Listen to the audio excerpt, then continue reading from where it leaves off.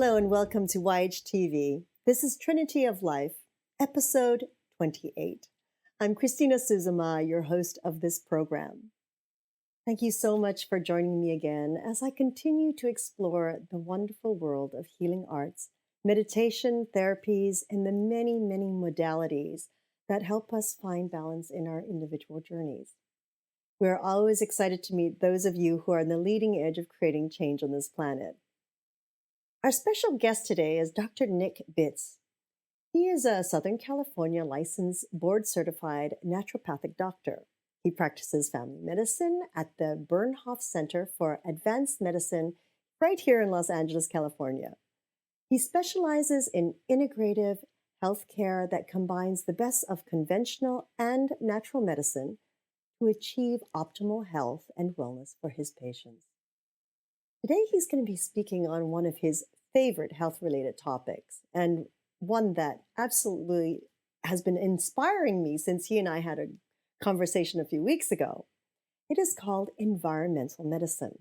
I'm sure many of you have not heard of it before, hence why Dr. Bitts is going to share with us, I'm sure, just a little drop of that iceberg of knowledge that he has on environmental medicine.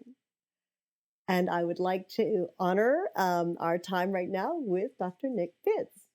Hello, Nick. How are you? Hi, Christina. Good to be here. Thank Great. Thank you. you. Thank you for joining us here on YHTV. We're very excited. At least I'm really excited to learn all about environmental medicine. Awesome. Awesome. I'm excited to be here. Great. So, Nick, let's start out a little bit about your history and how you actually came to be a naturopathic doctor. Yeah, sure. I grew up in Colorado.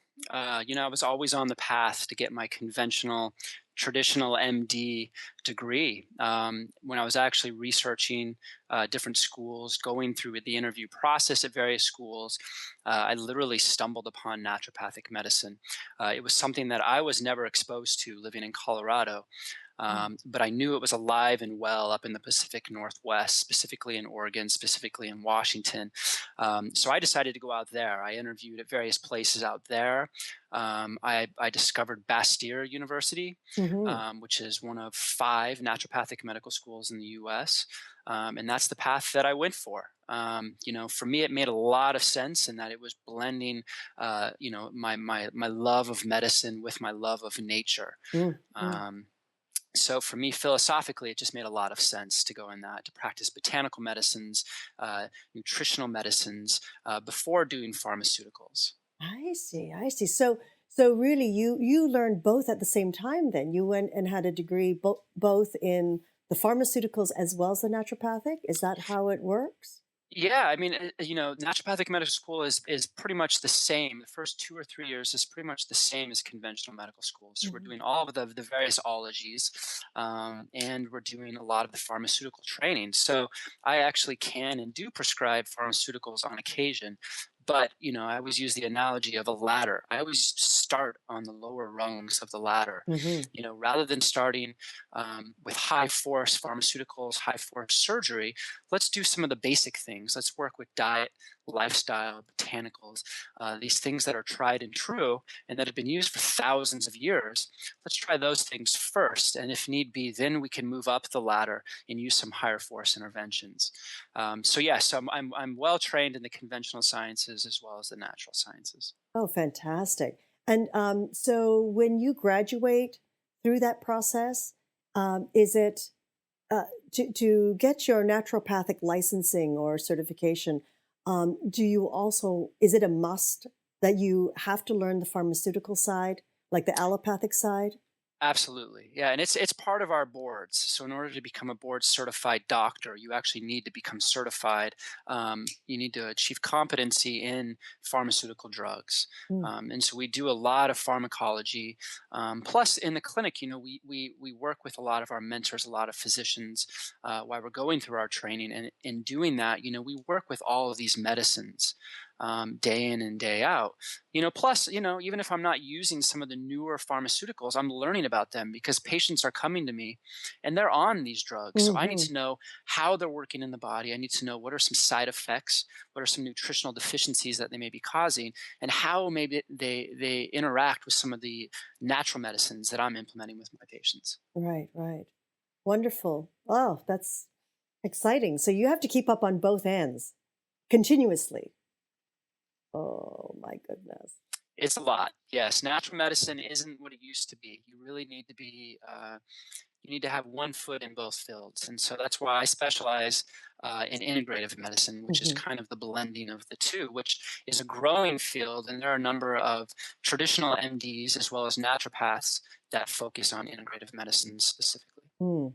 Now, is was there something in your past, like in your childhood, or do you have doctors in your family lineage that sort of compelled you to come into medicine? Well, a lot of nurses in my family history. I I think this all began when I was about 12. I was a very active young boy. At the age of 12, I actually fell out of a tree. And which little boys do. Yes. And, I hurt my back pretty bad to the point where I was actually paralyzed for about 5 minutes. Mm, Or thereabouts, who knows? But I could not move. And I remember just feeling mm, no sensation in my periphery, in my hands and my feet. And slowly within the course of that day, I started getting sensation back in my body, mm. and it was at that moment that I really kind of tasted my mortality.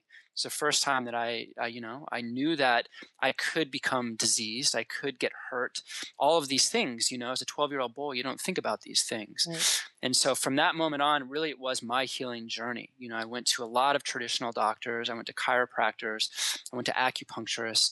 I really had to heal myself. I was in a lot of nerve pain, and nobody could help me. And so for What? Sorry, me, what age were you? You were what age were you when you started to do all that natural medicine, well, basically? it started at about age 12. I mean, that's really when I started having a lot of problems. I was playing basketball, Hmm. competitive basketball, touring around the U.S., and I started noticing that I had Wow. I had back pain after all my games. And for a 12, 13, 14-year-old boy, that's just not normal. So at that point, nobody was really helping me. So my mom actually took me to an acupuncturist. Uh-huh. Which was profound. And at that point, they taught me about diet. They taught me about, the energy of the body. I could feel myself getting well after these various treatments. And so it really kind of turned me on to this more Eastern way of thinking about the Mm. body, an Eastern way of thinking about medicine, and really opened my eyes. And during the course of several years, I really did heal myself. I started practicing yoga on a daily basis. I got into Ayurveda and body type diets. I got into botanical Wow. medicines. And so it just became a way of living. And so for me to kind of practice this form of medicine that I practice now is really just an extension of my past and knowing that this stuff does work. I've healed myself. And now seeing it in the clinic, I see it on a daily basis. I'm healing people day in and day out, people that have these chronic, irresolvable conditions that most conventional doctors can't touch. If you're doing things from a different perspective, a more Eastern perspective, a more holistic perspective, people spontaneously get well. Hmm. Hmm. How magnificent! I mean, to me, it's so magnificent that your mother brought you to an acupuncturist when you were so young, and at that time you were living in Colorado, isn't that right? Yeah, yeah, which was is fairly progressive. Yet Yes. there's not a lot of natural medicine. At least there wasn't in the 90s. So that was a big deal for me. I was really thankful that there was one acupuncture school in Denver that we were able to go to. We had the resources to go to that, and now, acupuncturists you can find on every Yes. corner.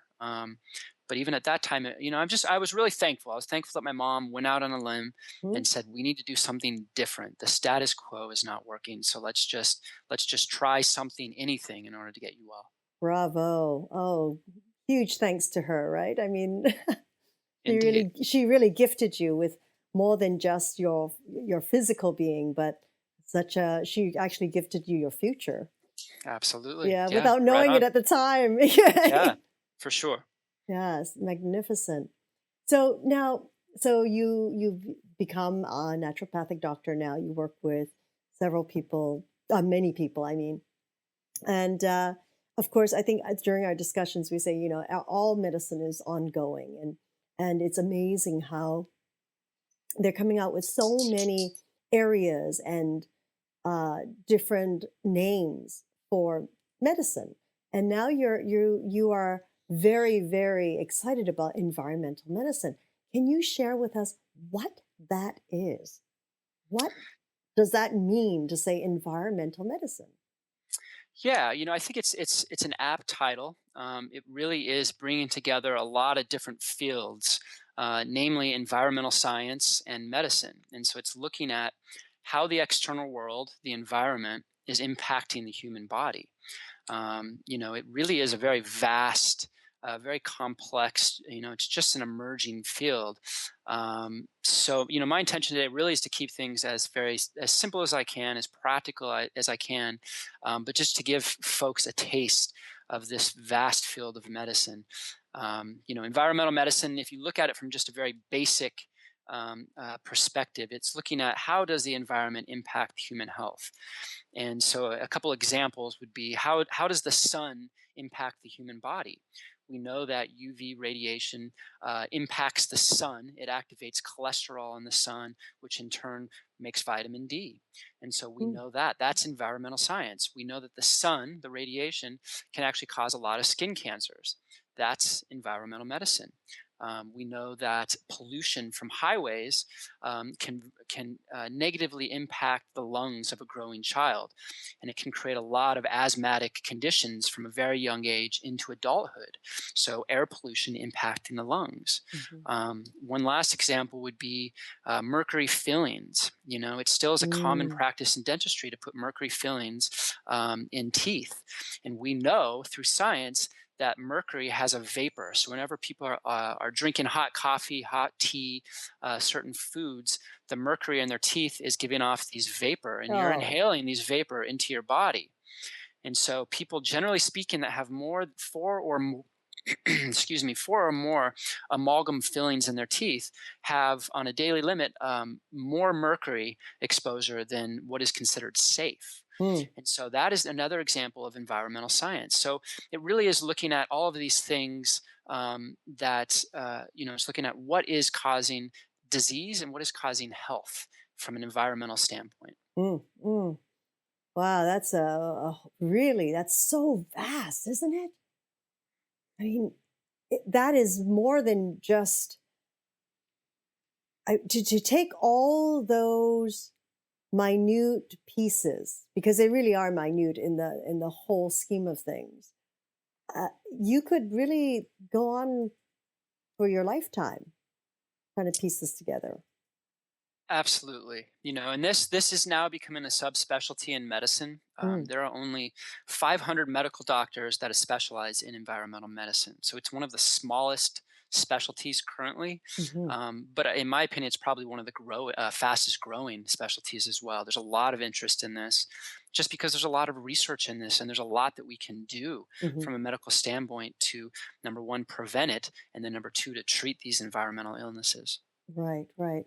It's very interesting because I was a child that grew up with a lot of illness and asthmatic and allergies, and it's like when they did those allergy tests. Then I don't know if they do it the same way where they prick your skin. Oh, Well, yeah. I was like a big swollen lump. But it's like, what am I not allergic to?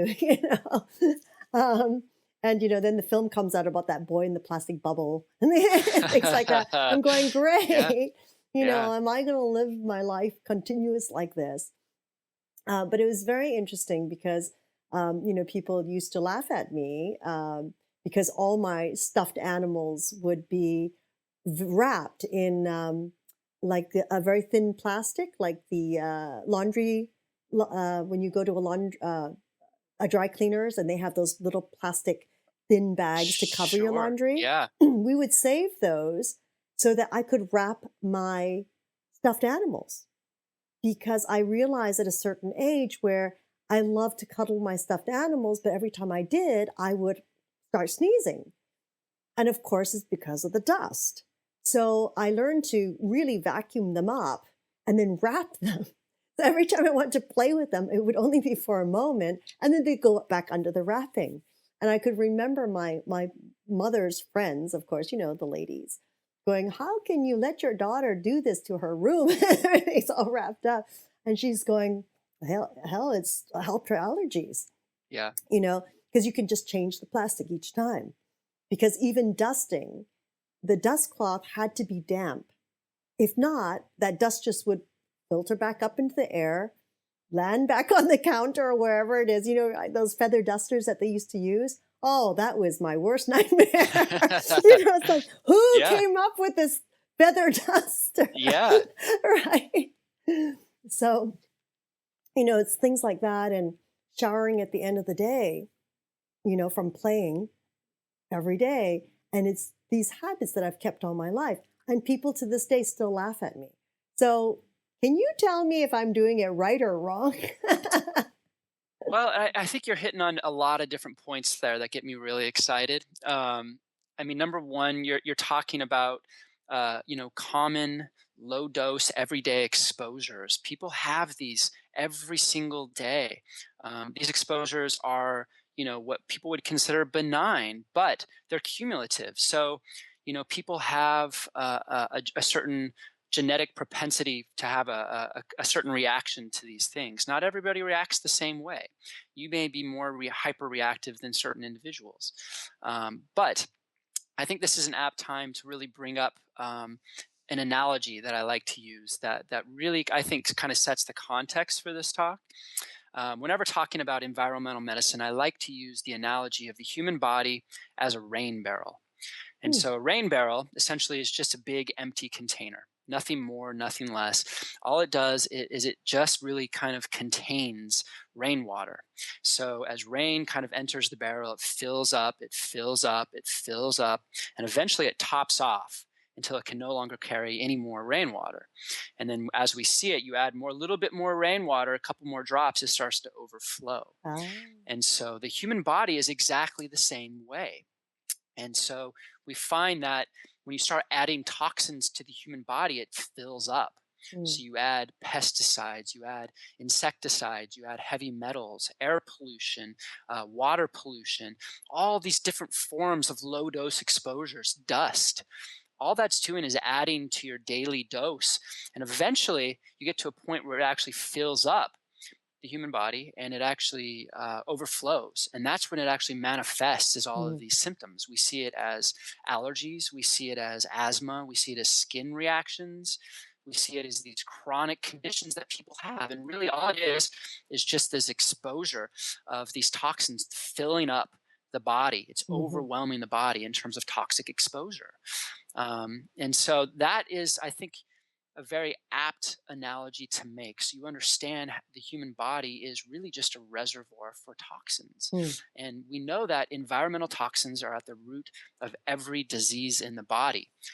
In fact, the CDC, which is the government public health organization, the Center for Disease Control and Prevention, they actually stated specifically virtually all human diseases result from an interaction of genes and modifiable environmental factors. So, in other words, the environment is related to every single disease, according to the government. Wow. That's a profound statement. It is. And so I find that you always need to look at somebody's toxic load. And so when you as a child are reacting to stuffed animals, Mhm. that really means that your body, your rain barrel, is already full, it's overflowing. And Mhm. so my goal as a doctor is, number one, to prevent future exposures, and number two, to make sure that we can decrease the level of toxins that are in your rain barrel. Yep. Absolutely. Absolutely. Wow. That's a really great analogy. Thank you so much for sharing that, because it's simple. We all understand it. But as you were saying that, I thought to myself, a rain barrel. I wish more and more people kept themselves as hydrated as a rain barrel, right? It's true. It's true. And Yeah. dehydration will confound all of your problems. People do not drink enough water. My recommendation from a clinical standpoint is always to drink half your body weight in ounces per day. So if you weigh 150 pounds, that's 75 ounces of water, filtered water per day. I hope everyone's listening to that. I love you for saying that. Oh, blessed be, because people look at me and go, I would drown if I drank that much water. I'm Not going, true. no. And then, and when you're ill, to drink more because the body's like just seeping it out. It's flush it out of your system. Absolutely. Oh, And if you're peeing every 5 minutes because you're drinking too much water, it means you're not retaining the water. So you need to add some kind of electrolytes or trace minerals to your water to make sure that you actually are retaining that in your tissues. And so that's another common problem. People are like, "Oh, I don't want to drink water because I have to get up to go to the restroom every 5 minutes." right, Add electrolytes. right. Yes, I'm so glad to hear you say that. Thank you so much. That in itself is just worth, you don't know how much that's worth to hear that from you. Yeah, it's very basic, but it's totally true, and not everybody's doing it. It's Mhm. amazing to me. It is amazing, right? It's Yeah. like they go, well, I'll drink tea, I drink coffee, I drink juices. And it's like, no, Yeah. just water, Yep. just water. And it's like, oh, I can't do that because it tastes awful. Like, no. Yeah. It's very interesting. And I go, add something to it, like electrolytes without the sugar, and just slowly, or just a squeeze of lemon or a squeeze of orange juice into it. And that's it. Just start. And the body will just naturally kick in and kind of go, oh, I want it, and you'd be surprised, right? It's so simple. It's so simple, and I don't know if we'll touch upon this later, but again, I think that water is one of the biggest exposures that people have on a daily basis. And so, obviously, filtered water is super important. A Brita filter is absolutely worthless. They're cheap. They're a dime a dozen. Really, what that thing is designed to do is to remove chlorine. And Mm. chlorine, as we know, is a universal disinfectant. It is a very toxic molecule, but it does kill all the bacteria, all the viruses that are in the water, and it tastes horrible. So Brita removes the chlorine, so it improves the taste. But you can actually buy really good quality water filters that makes water taste amazing. And Mm. so people that have trouble drinking water because of taste, I'd highly recommend getting a really high quality water filter Mhm. to improve the taste as well as to pull out all the contaminants. Wonderful. Um, that's a great topic right now about water, because here, for those of you who are not familiar, in Los Angeles, we have, would you say, a very high, is it calcium or mineral buildup in our water system? Exactly. Right. And how does that impact our bodies? Like I have a water filter, but I also buy my water from a place that has a major filtration system. Right. Right? So it depends on what I'm cooking and what I'm using it for, drinking or cooking with, etc. What about those chemicals? People say our LA water is fine, it's been filtered through the system fine. What has been your studies? Well, I mean, again, that's a vast field. We find that there are pharmaceutical drugs in our water that you can't filter out. There are all sorts of hormones in the water. There are still all sorts of contaminants that are in the water. Um, water, unfortunately, is getting dirtier and dirtier. Hmm. And unfortunately, America's water is not as palatable nor as healthy as it can or should be. So you really need to take all precautions. I think that having some elements that are in there, some calcium or magnesium or certain minerals, I think to some extent are healthy because you need those. Hmm. But I would really, again, highly recommend just buying your water filter or buying your water from somebody that filters it and making sure that you're getting the cleanest water. Hmm. I was just up in the Pacific Northwest, and they claim to have the cleanest water in all of America. Even in my hotel, the water was palatable. It didn't have the chlorine taste. Hmm. It was quite good. But even still, even if you're not pulling out the chlorine, or even sorry, even if you are pulling out the chlorine, you don't know what you're getting. Right. For instance, homeopathic remedies. When you put those into a water system, they magnify on an exponential scale. And so they actually become more energetic, more powerful, the more diluted they become. And so Really? that's something that's very interesting. When people throw away their homeopathics or flush them down the toilet, it's similar to, when people actually were threatening to put LSD in the water system in the 60s and the 70s. That would have been a big deal, but it is Hmm. a big deal in terms of the pharmaceuticals we're getting. People are getting medicated. They're finding Prozac in our water, which is changing our brain chemistry just by drinking water. Wait, So wait, wait, wait, again, wait a minute. How does that happen? That if someone's flushing the water down a toilet, the medication down a toilet, how is it that they're when you say that they're finding Prozac in all in our water, not our drinking water?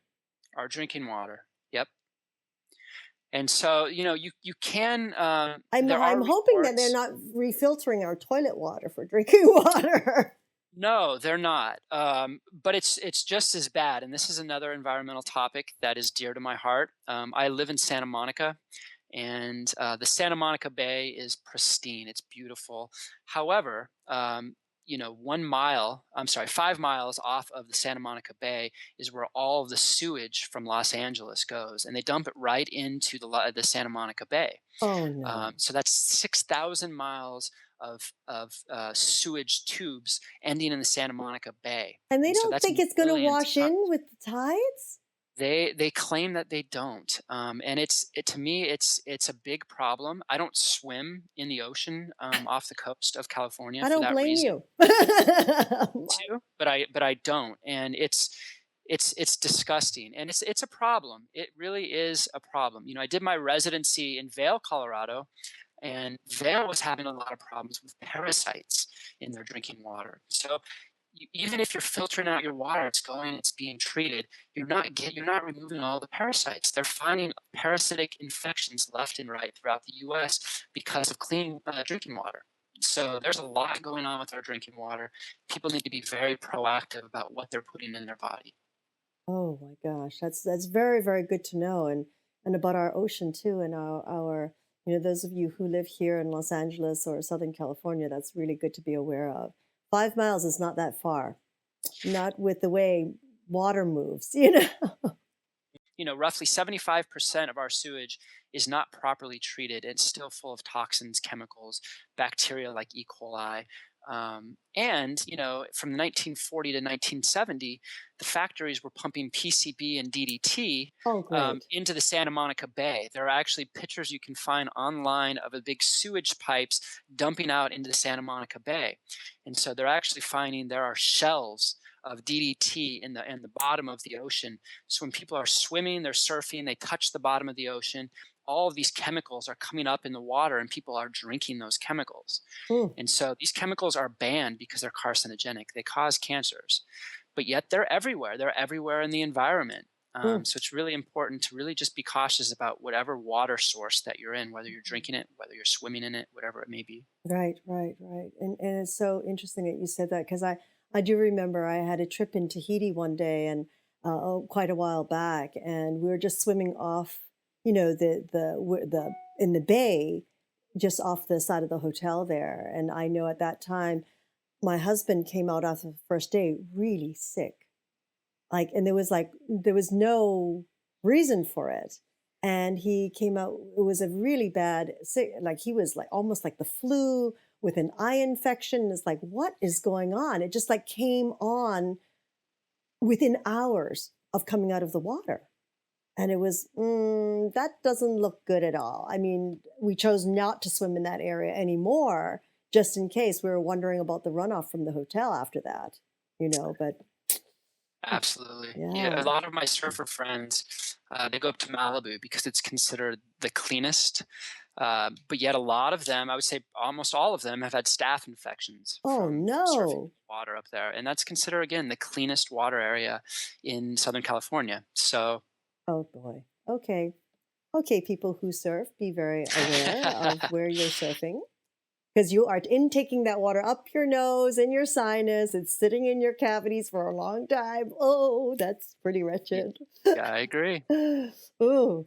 So, Nick, okay, so we've touched. I mean, I know that this is like part one of many parts, and hopefully you'll enjoy spending some time with us because I do believe you are just an iceberg of information that is just overflowing. You know, you're like that barrel of information that's overflowing.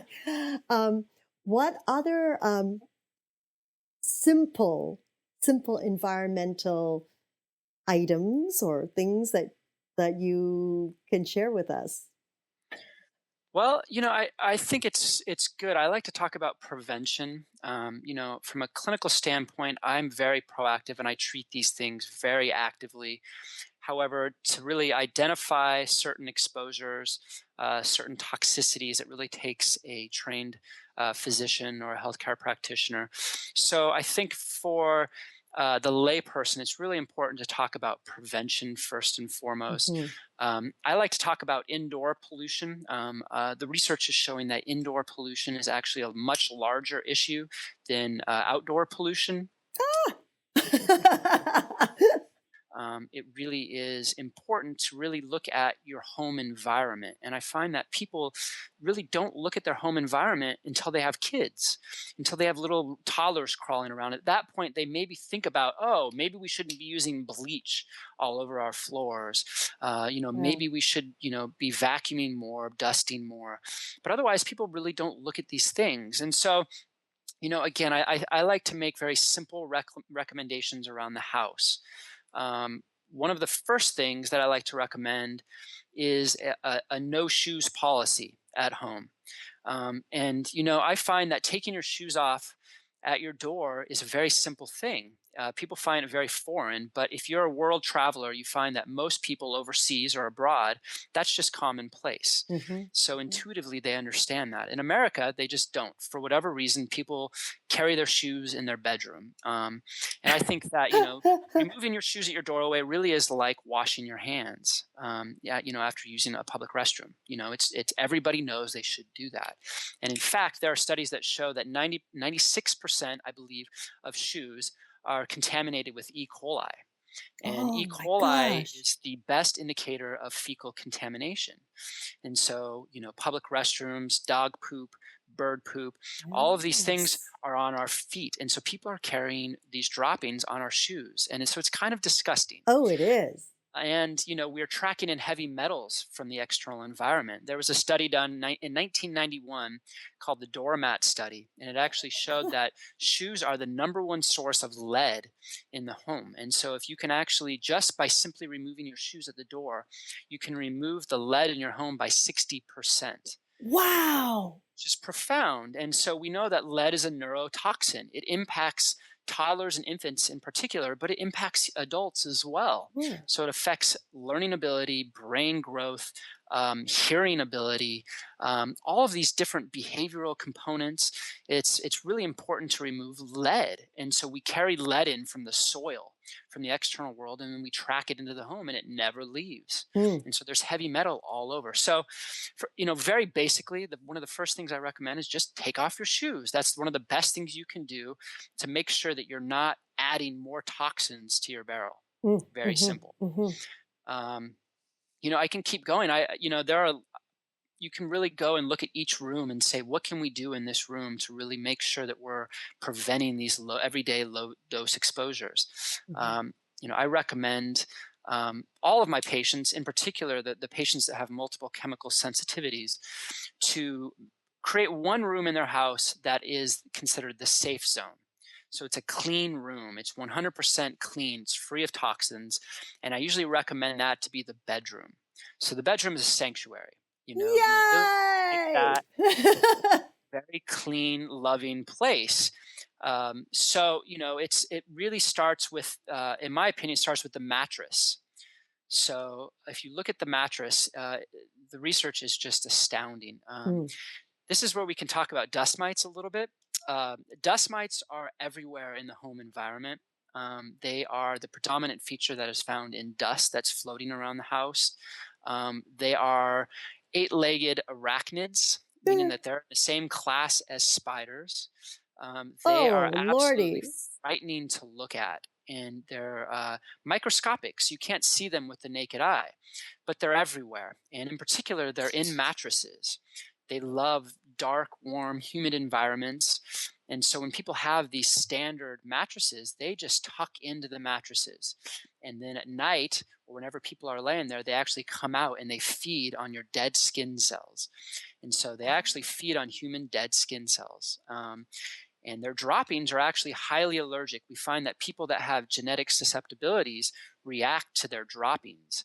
And so they leave Wow. droppings all over your house, all over your mattresses, all over your pillowcases.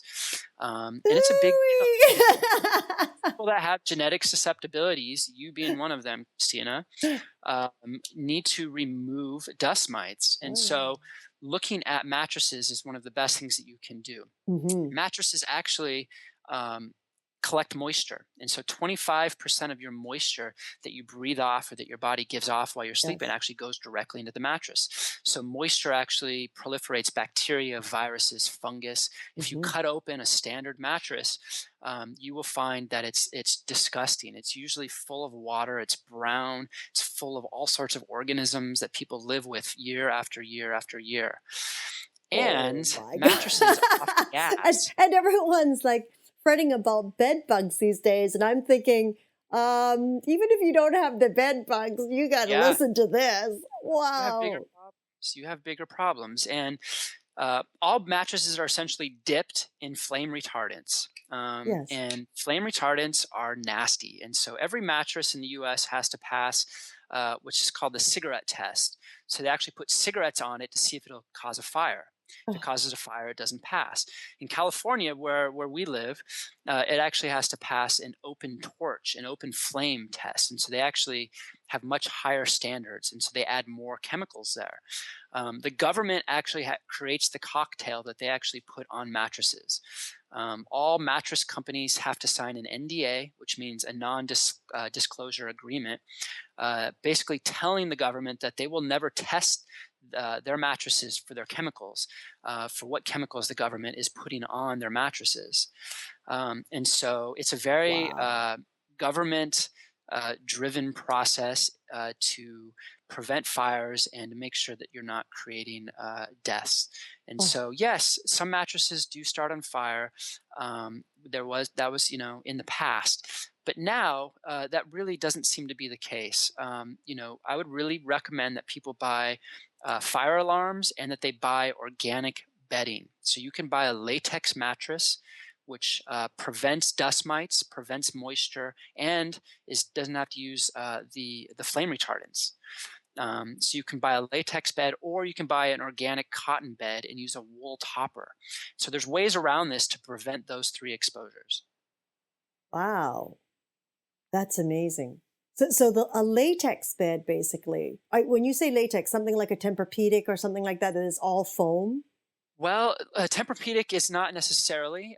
You can buy latex. Essentially, is just rubber. It comes from the rubber tree. Hmm. It always sounds weird when I recommend that, but latex is completely natural. Hmm. There are certain people that have latex allergies, Hmm. um, but we find that latex beds, generally speaking, do not make these latex sensitive individuals react, especially if you put a topper on it, whether it be a cotton topper or a wool Hmm. topper. It gives you a little buffer so you don't react to it. Hmm. At least your skin and your body's not intaking all those wonderful chemicals. Absolutely. And do the bugs love the latex? Nope. They are absolutely 100%, 100% dust mite and bug free. So they prevent that. They're actually antibacterial, antiviral, antifungal, dust mite.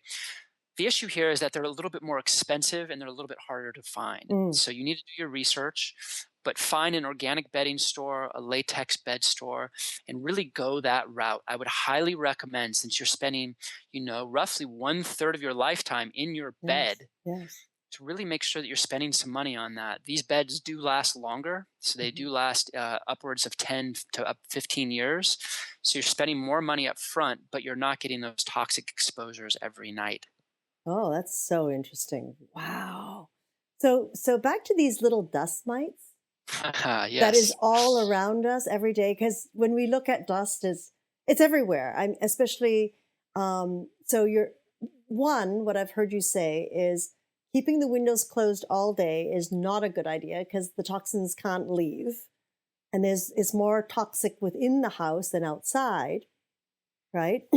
So it's good to air out your home. It's good to have the windows open. But, there is also the belief that because the windows are open, the house gets dusty very quickly. So does that mean there's more dust mites coming in? No, generally speaking, dust is caused by shoes. There are actually estimates that up to 98% of the dust in your house is from shoes. And so again, removing your shoes at the door will prevent these dust forming. And dust is just really a mixture of a lot of things: dead Mm. human skin, dust mites, heavy metals, pet dander, whatever it may be. And so you can decrease that by just keeping your house clean. Opening your windows is really going to create airflow. It's going to help decrease the dust, in my opinion. Mhm. Depends on where you live. But you can also, if you want to, you can just put a dehumidifier in your room. And dehumidifiers, if you keep a room at 30 to 40% humidity, Mhm. that actually is considered the single best thing you can do to remove dust mites in your house or in your bedroom. And Wow. so Los Angeles is actually, on average, about 70% humidity. So you need to cut the air by about half. Hmm. Of water. And so use a dehumidifier is one way to get around that, to decrease the dust mites and to decrease the dust in your house. Wow, that's very interesting. Hmm. So these dust mites, I'm caught on these dust mites because it's like I'm not a great spider fan. Of course, I'm not a great dust fan, as you know, of me covering up my dolls and everything every day. The shoe policy, that's great. I love it. Being Asian or part Asian, I just love the fact that everyone take off your shoes. I have always believed in that, of course, because back to allergies, back to the way of life, and the background I come from. Um, uh, the other thing that that I truly, truly live by is before even entering my bed, when you said that the bedroom is your sanctuary, the bedroom, I believe, is the same thing. It's like, this is my temple. This is where my body rests. This is where it's the end of the day. Energetically, I like it balanced, clean. I like it so that when my body is resting, when it's the time of healing, that's when my windows are open big and wide when I'm sleeping. I get the air from the outside and it can just rest, really rest in peace, so to say, as clean as it can be.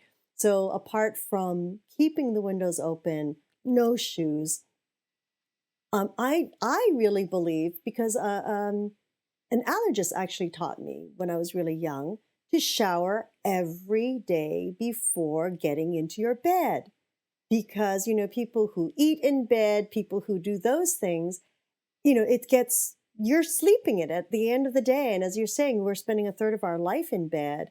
And so that shower, the washing off all the toxins I'm bringing home every day from being outside, in the car, in the rest of the house, cooking, the oils, just the sweat. Living here in Southern California, I don't know how anyone can get in bed after a day out here and It's having, true. 100-degree temperature. You're not going to shower before you get into bed. That's like Yeah. almost disgusting, to me as an individual. So, what are Yeah, I your mean, and thoughts?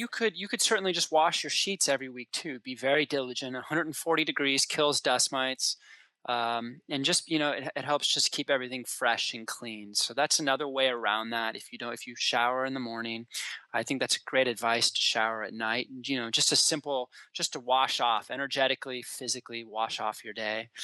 So I think that's a great advice. However, when you look at the bathroom, I mean, that's a whole nother area that people spend a lot of time in. And I really recommend everybody get a shower filter, to remove the chlorine. And so Mm, chlorine, again, is a universal a disinfectant. It's used, for good reason in our water supply. mhm. But it's actually we know it actually is vaporized in the shower. So if you can actually remove chlorine, which has essentially a free radical, an unbound electron molecule that when that enters your lungs, enters your body, it's a free radical and it creates a lot of oxidative damage. Mm. So if you get a filter, you can actually capture that. So that's a really important thing. A lot of people have vinyl curtains, which are called PVC curtains. They're kind of old school curtains that have that curtain smell. Remove those, and so those are full of chemicals that off gas with heat. Mm. So that's a very big thing. And then cosmetics. People are adding cosmetics on a daily basis. It's a very big deal. If you're adding lotion onto your skin day in and day out, the lotion doesn't just shed off. Your body has to absorb that into its bloodstream, Hmm. process it, metabolize it, and then excrete it. So it's just adding to your toxic load. Mm. And so be very mindful about what you're using on your body in the bathroom, whether it's shampoos, whether it's soaps. There is a website that I love to reference. It's the Environmental Working Group's website, Yes. ewg.org /skin deep. And so Hmm. just Google skin deep, and it actually will tell you how toxic on a scale of 0 to 10 pretty much every body care product is, every ingredient is. Hmm. And so I, for instance, use very low toxic chemicals. Rather than using lotions at this point, I use coconut oil on a Mm. daily basis because that's a food grade. You can eat that Right. and your body knows what to do with it. But if you're using Vaseline intensive care, that is roughly an 8 on the toxic scale. It's Oh, full of mostly unpronounceable ingredients that your body has no idea what to do with. yes. And so be mindful of that. Again, the bathroom, the bedroom, we could look at the kitchen, we could look at your floors, we could look at your air. I mean, there's so many different things to look at. One thing that I wanted to mention too, if you'll allow me, Christina, is the new compact fluorescent light bulbs that have the spirals. Oh, yes, please. And so Like those to. are everywhere right now with the green movement. Everybody thinks that we're doing Mm. a service to the environment using these very efficient light bulbs. But unfortunately, they're very toxic. Mm. There's roughly 4 milligrams of mercury in every CFL, compact fluorescent light bulb. And so when those things break in the house, or when you throw them out in the trash can, what you're doing is you're exposing everybody to more mercury. Mm. And so it's important that if you have those in your home, if they break, make sure you use all the precautions necessary with gloves, even eyewear if you can, to make sure that you're not getting those mercury exposures. And then when they fade away and they burn out, you need to make sure that you're recycling them. And so actually don't throw them away. Take them to Ace Hardware, Home Depot, those type of places. They actually will recycle them properly and they'll do it free of charge. So that's a very important thing that I think a lot of people don't know. They're Right. full of mercury. Well, you know what, Nick? I think 2 years ago, a family member of mine had emailed me a piece that is like the Canadian 60 Minutes or comparable to the US, but it was a Canadian piece done on those bulbs. And they were mentioning about how much mercury was in each of the bulbs, and also how people were affected by them, actually using them, not even breaking, but using them as a light source. Wow. Something was happening, I don't know, through the eyesight. People were having migraines. This one person's body felt like it was from the migraines. The body started to like have these sort of like seizures. They couldn't figure out what was going on. And finally, one of their doctors mentioned, do you have these light bulbs? And they said, of course, it saves energy, blah, blah, blah. They actually removed those light bulbs and went back to the old fashioned ones, and all the symptoms disappeared. Yeah. And another person, who had those efficient light bulbs in their stables, where their horses were, and that was the only place that she had them. So every time she went in to work with her horses, she started getting migraines and she couldn't figure out why. Same thing. The minute she changed those light bulbs out, she was fine. So it almost goes beyond, you were saying something about the heat in our body, releasing the mercury in our mouths, if we have those amalgam fillings. I mean, I wonder if it's the same thing when these bulbs are heated up to a certain temperature, that it's releasing mercury in a different source or chemistry wise that could affect the human body.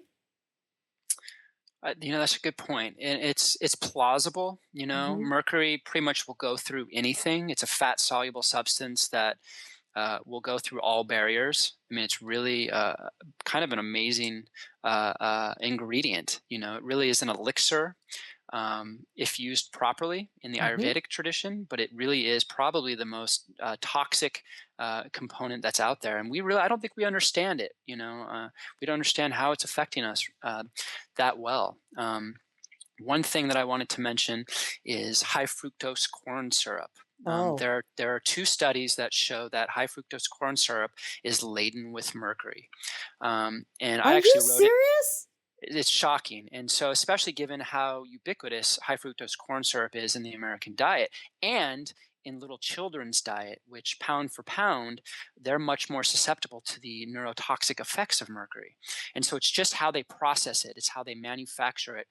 The byproduct and the residue is mercury. And so they've actually tested upwards of 50% of all brand name products where high fructose corn syrup is the number one or number two ingredients, Right. actually tested positive for mercury, which is shocking. I actually wrote an article for the Vale Daily several years ago when I did my residency in Vale.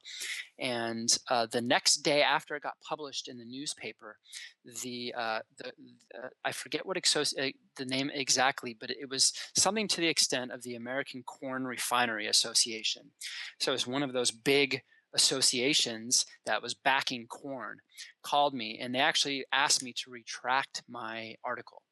And I said, I have every right to report science. That's all I'm doing. There are two scientific studies that I actually cited that stated that as a fact.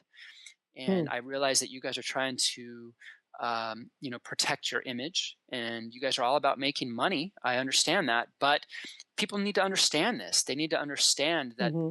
that high fructose corn syrup not only is put people at risk for type 2 diabetes, obesity, these types of things, but it's actually a source of mercury, which is a very, very big deal. Wow. See, that little piece I didn't know, that it had a high source of mercury. And what it surprises me is that the FDA hasn't removed it. Well, and it's still commonplace used in dentistry. The American Associate Dentistry Association has not taken a stance against mercury. I mean, in order for folks to actually use a more holistic, natural dentist, they need to seek out a biologic or a biological Hmm. dentist, and they're very hard to find. They're very rare. Hmm. Mercury's still used left and right. I think if they actually took a stance against it, there would be a lot of lawsuits. There would be a lot of problems, which is probably why they don't. Yes. Yes. Um, a question came up. It is what would be an essential supplement you find most people need? Oh boy, that's a large conversation. I I love supplements. I've worked in the dietary supplement industry for several years. I give out dietary supplements, physician grade dietary supplements on a daily basis. I give out what I call my basic treatment guidelines. Mhm. I find that there are several things that people need. Probiotics. Digestion is the root of all health. We know this from traditional Chinese medicine, Ayurvedic medicine, naturopathic medicine. All of these holistic systems of medicine believe that digestion is the root of all health. Mhm. And probiotics, in my opinion, is the single most important thing that you can do for digestive health. So that's part of my basic treatment guideline that I pretty much give out to every patient. I also give out omega 3s, whether they be from fish, whether they be from algae, or whether they be from flax. People need their omega 3s. We're not Mhm. getting them in a diet. Omega 3 insufficiency or deficiency can cause a lot of problems in the body. And so, those two things I find are absolutely essential. More and more, I'm finding that people need a good quality multivitamin, um, not the kind of mass market multivitamin that you find at Walgreens, but really only the multivitamin that you can get that's a doctor grade multivitamin. Mhm. Even a lot of the health food multivitamins are below par, Mhm. and I don't find them to be useful at all. So they need to be using the right kind of ingredients, and you need to be using the right kind of dose. And I Mhm. think the problem with herbs and supplements in general is that people are using the wrong kind for too little time, and they're using them in too low of a dose. And so they need to be dosed high. That Mhm. is how you get a therapeutic effect from my clinical perspective. And so, again, the multivitamins that I give out clinically are anywhere between 6 and 8 pills per day. It's Mhm. very Mhm. different than a one per day Oh, multivitamin. one a day.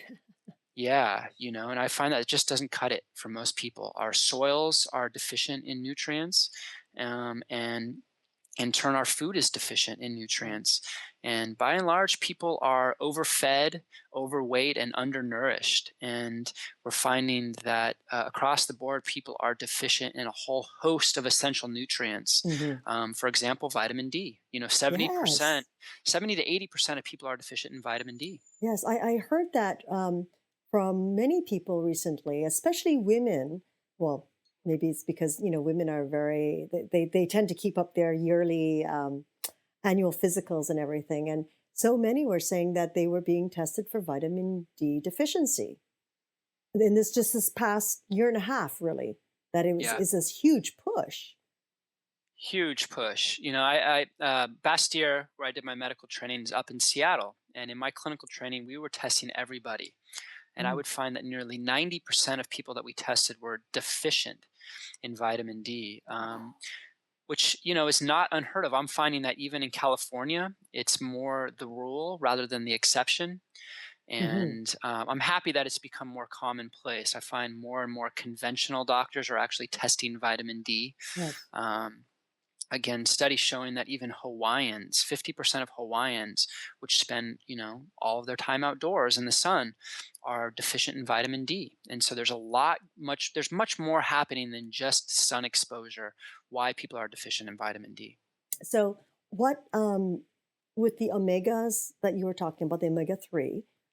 Do you have a preference? Because, of course, there's a controversy about the omega 3 from fish oil because of the mercury that our fish tend to have these days and, this present time in the 20th century. Do you prefer is there any preference when you're guiding your patients? Well, you know, uh, it's hard. So this is a very large topic, but I'm not. I don't shy away clinically from using fish oil. Fish oil, as you know, has EPA and DHA, which are the two most highly researched types of omega 3. There's all kinds, hundreds of different kinds of omega 3, but Mm.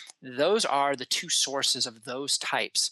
You don't find that in plant based omegas, such as Mm. flax, which has ALA. The body converts it slowly to the EPA, but it generally takes about 11 enzyme reactions in order to get there. And we find that Mm. most people are deficient in liver enzymes to convert it. And so only about 10% of flax gets converted into those active components. Wow. And so, for that reason alone, I don't shy away from giving people fish oil. I know Hmm. that there are some environmental issues around sustainability of fish oil, but they're finding that the people that are really harvesting fish right now are doing a better job of making sure that the numbers are okay and that they're doing it in a sustainable manner that's not destroying the ocean ecosystem.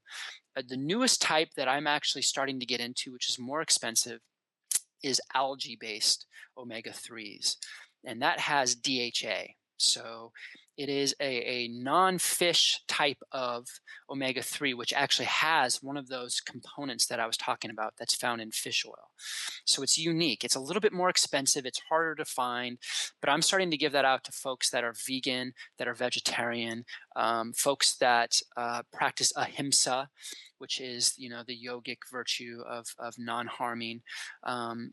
It's so I think that might be something that we tap into in the future, Right. but clinically, I'm not using that for people that have a lot of inflammation, that have cardiovascular disease, that have Mm. a lot of pain. So these things that we actually need to get results from, you need to use high doses of fish oil, Hmm. for Hmm. better or for worse. Hmm. Hmm. Interesting.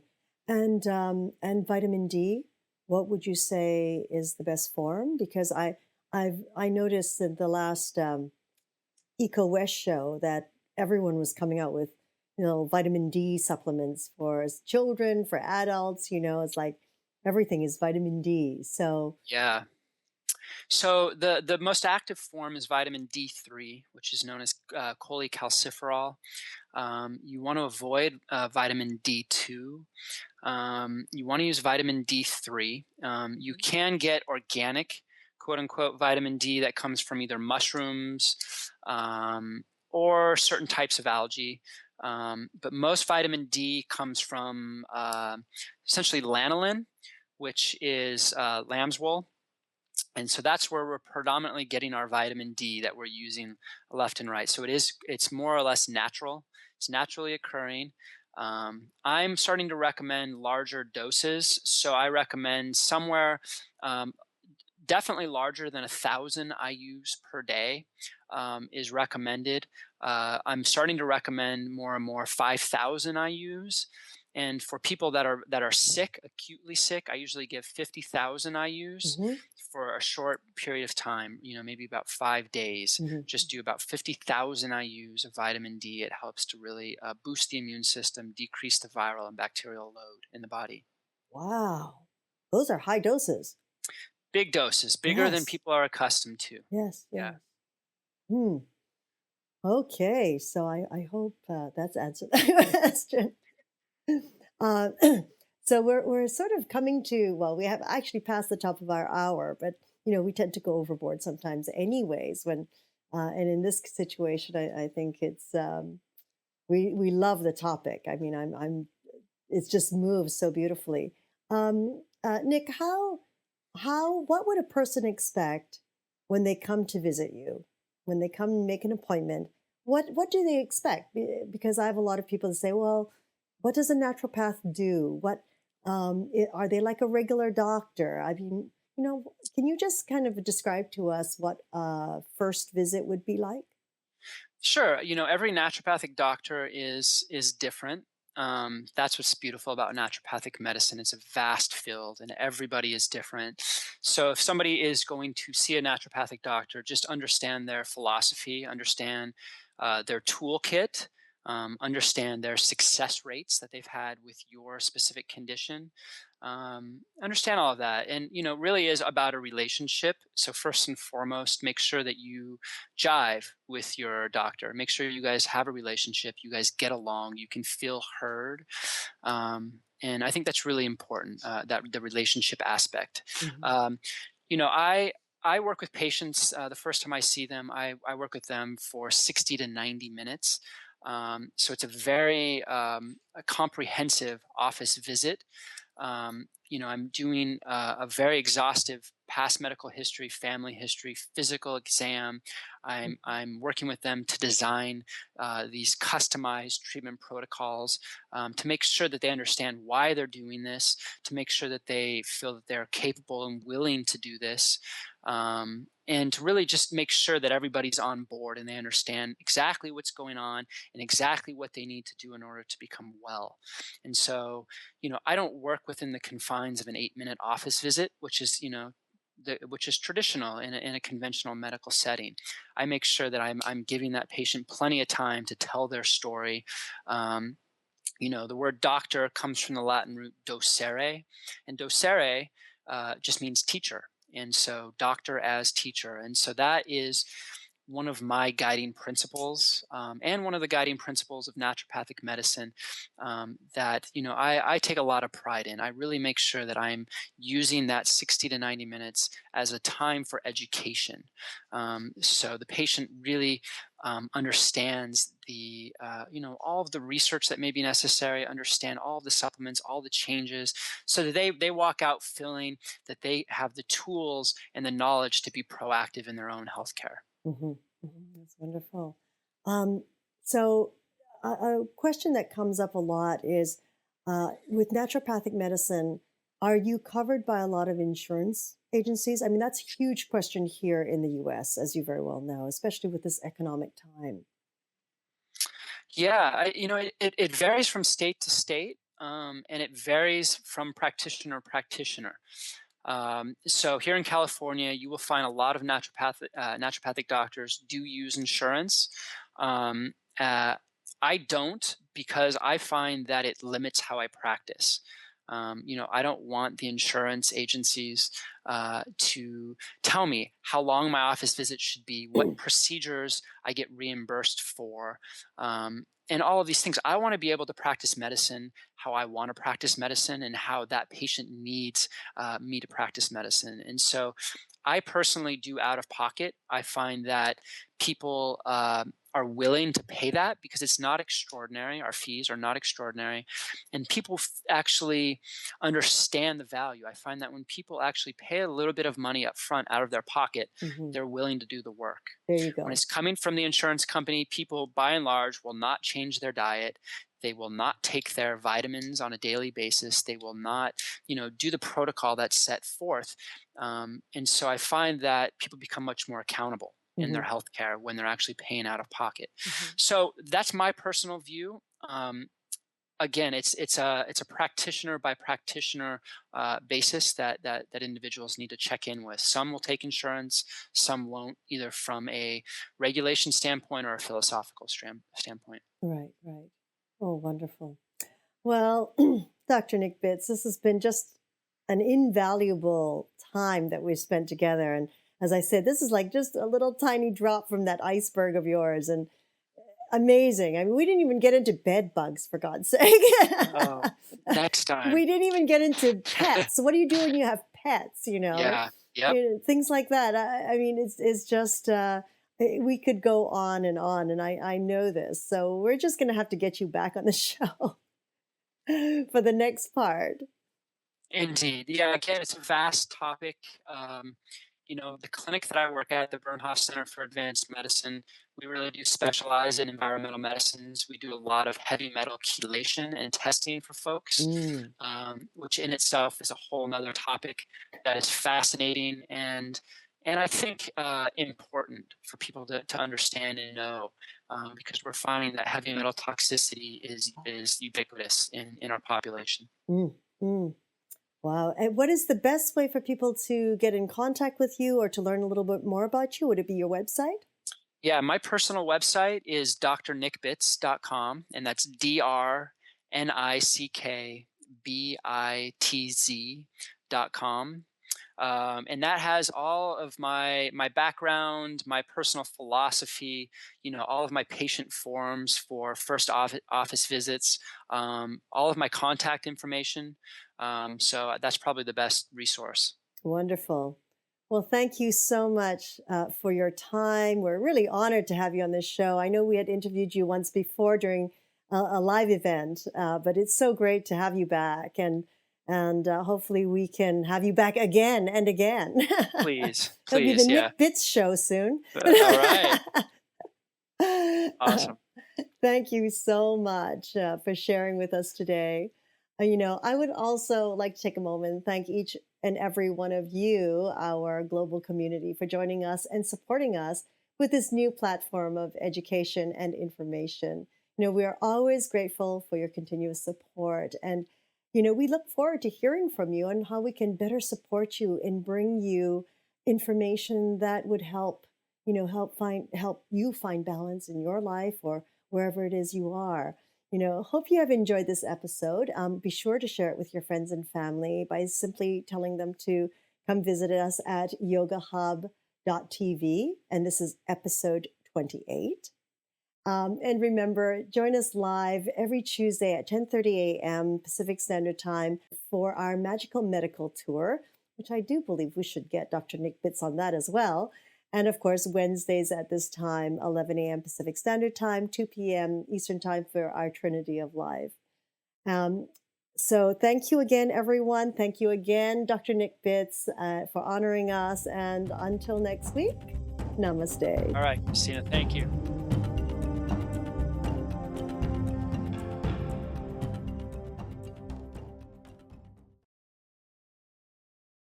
Woohoo! That was fun. That was fun. It was like, no, we can't be ending. He's like, we're over the hour. And I'm going, no, We I just need to know started. more. I know. I know, it's endless. It's fabulous. You're just such a I knew you were a natural when we interviewed you.